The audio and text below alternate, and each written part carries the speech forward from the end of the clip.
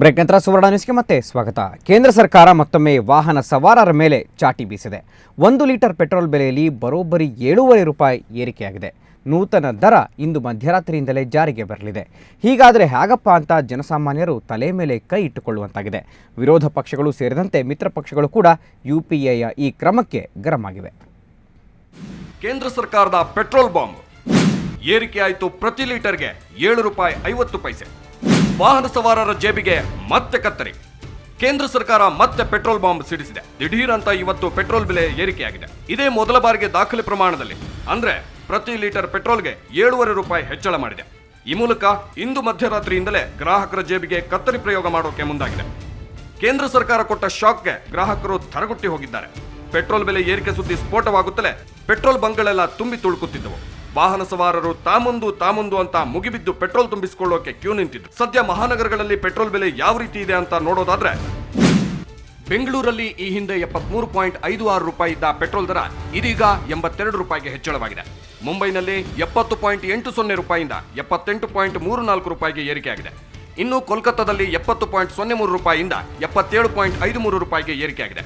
ಚೆನ್ನೈನಲ್ಲಿ 69.55 ರೂಪಾಯಿ ಇದ್ದ ಪೆಟ್ರೋಲ್ ಬೆಲೆ ಇದೀಗ 77.05 ರೂಪಾಯಿಗೆ ಏರಿಕೆಯಾಗಿದೆ.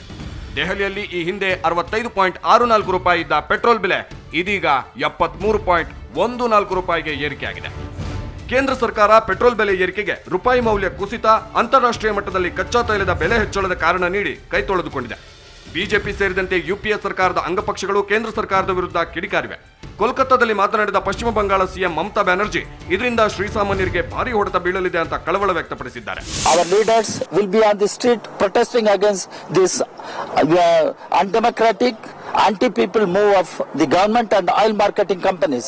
पेट्रोल की प्राइस डीरेगुलेट की जा चुकी है, सरकार ने की है, और ऑयल कंपनीज अपने फैसले करने के लिए आजाद. ಒಟ್ಟಿನಲ್ಲಿ ತೈಲ ಕಂಪನಿಗಳ ಬೇಡಿಕೆಗೆ ಮಣೆ ಹಾಕಿರೋ ಕೇಂದ್ರ ಸರ್ಕಾರ ಗ್ರಾಹಕರ ಕಿಸಿಗೆ ಕತ್ತರಿ ಹಾಕಿದೆ. ಬ್ಯೂರೋ ರಿಪೋರ್ಟ್, ಸುವರ್ಣ ನ್ಯೂಸ್ 24/7. ಪೆಟ್ರೋಲ್ ಬೆಲೆ 20 ವರ್ಷಗಳ ಹಿಂದೆ ಲೀಟರ್ಗೆ ಕೇವಲ 8 ರೂಪಾಯಿ ಇತ್ತು. ಅಷ್ಟೇ ಯಾಕೆ, ಯುಪಿಎ ಅಧಿಕಾರಕ್ಕೆ ಬಂದಾಗ 2004ರಲ್ಲಿ ಲೀಟರ್ ಪೆಟ್ರೋಲ್ಗೆ 40 ರೂಪಾಯಿ ಇತ್ತು. ಈಗ 8 ವರ್ಷಗಳ ಯುಪಿಎ ಅವಧಿಯಲ್ಲಿ ಪೆಟ್ರೋಲ್ ದರ 42 ರೂಪಾಯಿ ಜಾಸ್ತಿಯಾಗಿದೆ. ಕಾರಣವನ್ನು ಪಕ್ಕಕ್ಕಿಡೋಣ.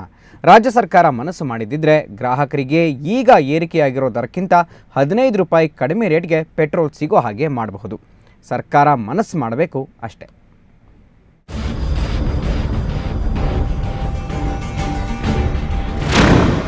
ವರ್ಷಗಳ ಹಿಂದೆ ಲೀಟರ್ ಪೆಟ್ರೋಲ್ ದರ 8 ರೂಪಾಯಿ ಇತ್ತು.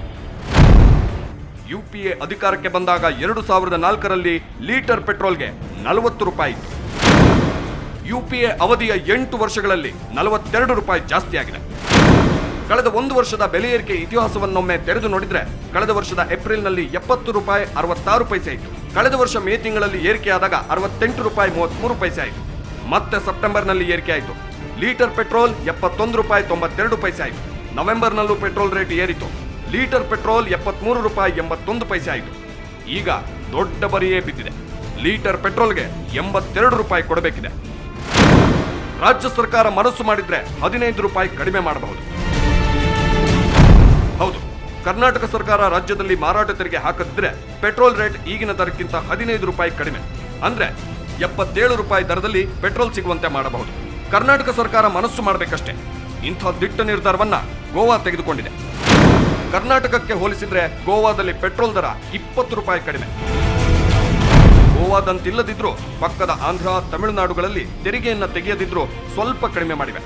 ಆದ್ರೆ ಇದಕ್ಕೂ ಮುನ್ನ ಇಂಥ ಪ್ರಸ್ತಾಪ ಬಂದಾಗ ನೋ ಚಾನ್ಸ್ ಎಂದಿದ್ದ ರಾಜ್ಯ ಸರ್ಕಾರ ಈಗಲಾದ್ರೂ ಮನಸ್ಸು ಮಾಡುತ್ತಾ? ಕಾದು ನೋಡದೆ ವಿಧಿ ಇಲ್ಲ. ಬ್ಯೂರೋ ರಿಪೋರ್ಟ್, ಸುವರ್ಣ ನ್ಯೂಸ್ 24/7.